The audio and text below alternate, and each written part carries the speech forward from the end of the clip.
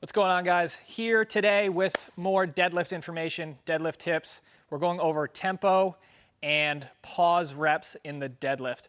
We've gotten some questions about how you implement these, and we're going to go into that today. So, pause reps. Let's start there.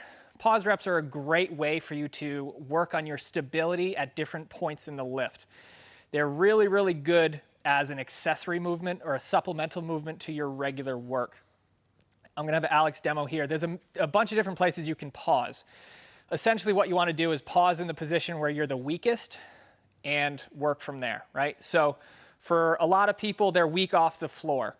So one of the best places to work on your pause is as soon as you break that weight off the floor, and you have to force yourself to maintain that position, that stability in technically your weakest position. So Alex, let's demo that. As soon as it breaks off the floor, pause. 1, 2, and go. Perfect. Let's do one more. Again, as soon as that weight breaks off the floor. Perfect. Awesome. Good. By pausing, it's forcing you to do a couple things. One, it's forcing you to stabilize in a weak position. We already went over that. But what we need to focus in on here is it's also forcing you to think about your body position, and it allows you to kind of correct things that you may not feel otherwise. For example, if Alex was going to do a pause rep, as soon as he broke off the floor and he noticed he has more pressure on his toes, this allows him to correct that position before he completes the reps.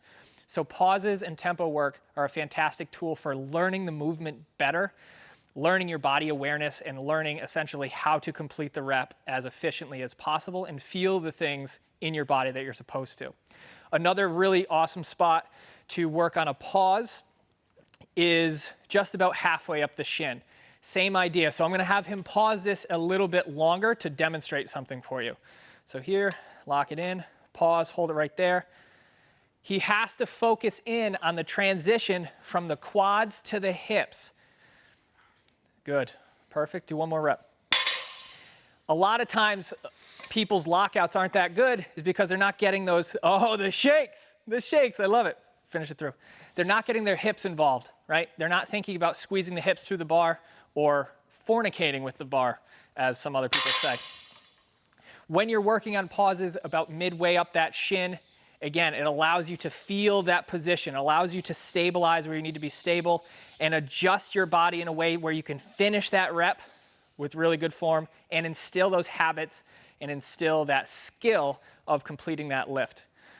When you are doing pauses, you do not want to do a ton of weight because obviously putting yourself in a less than advantageous position to lift the weight, you're not going to be able to handle as much of a load as you normally would. So I treat these as not even an accessory, like a supplemental lift after your main work to, again, work on those positions, work on your ability to stabilize, and to get a lot of really high quality work in without a ton of weight. So you hit your heavy stuff first, then you drop that weight down, work on those positions, work on that skill, and get better at the movement overall. Now, tempos are a little bit different. Same idea though. When we are not pausing, we are focusing in on your movement and positioning throughout that entire lift. You'll see people doing tempos on the internet of like 10 seconds, 15, it's ridiculous. The idea is you just want to control and be in full control and awareness of your body positions as you perform the lift. So what we're gonna do, a couple ways of programming these in for yourself. What I like to do with a lot of beginners is I'll say, okay, normal speed off the floor, and then we're going to control that tempo all the way down. Good. I want a 5-second tempo on the way down.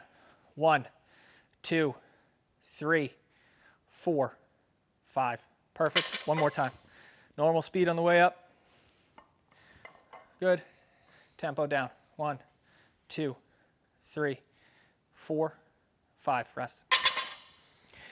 As you can see, it's a fantastic way of you being able to really feel where your body is in space, feel the positioning that you put yourself in, and it actually will help you line up better on your next rep as well. So the other position at which you can add tempos is off the floor. Again, this is kind of like a pause rep. What we're trying to do is we're trying to focus in on your position with the initial pull, and we have fucking pterodactyls. Oh, that's heavier than fuck. All right, cool. Get out of there, birds. Got him. I don't need your shit. Get your bird asses out of our building. So besides adding tempos on the way down for the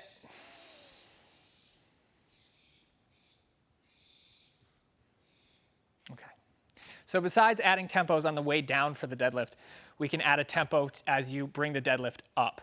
So again, this is going to be a great way to work on your position and that awareness of where that bar is in relation to your midfoot, as well as what the rest of your body is doing overall. So let's demo that. So let's go 5 seconds on the way up. Nice and tight. 1, 2, 3, 4, 5. Good. Down normal. Perfect. Squeeze nice and tight. Feel that midfoot. 3, 2, 1. Good. Perfect. Rest. So regardless of where you put the tempo, the purpose should be, it needs to be in a position where you're finding the most weakness or instability. What you need to do is make sure when you're programming these, you're not going too heavy. You are working on perfect form. This is skill work for me. This is skill work for my athletes. This is skill work for what most people need to focus in on. We are trying to get better and better at maintaining proper position under increased intensity, right? A lot of people may say, yeah, but this is training you to deadlift slow. We're not even thinking about that initial movement when you're coming into this particular exercise. We are working your ability to stabilize, resist force in varying positions of the lift. And it's going to be specific for you. If you're weak off the floor, adding in tempos or pauses in that bottom position may benefit you to start building up more capacity and strength in that position. And if you're weak at lockout or you're weak in between reps or whatever you want to do, focusing in on putting it in a position that helps your program specifically is going to be how you want to do it and the way you go. So don't go too heavy on these. Don't treat these like a main exercise because you're putting yourself in a disadvantageous position and it's not a good mix. So I hope you enjoyed. Let me know how you like it. Comment down below, like, subscribe, and we will see you in the next one.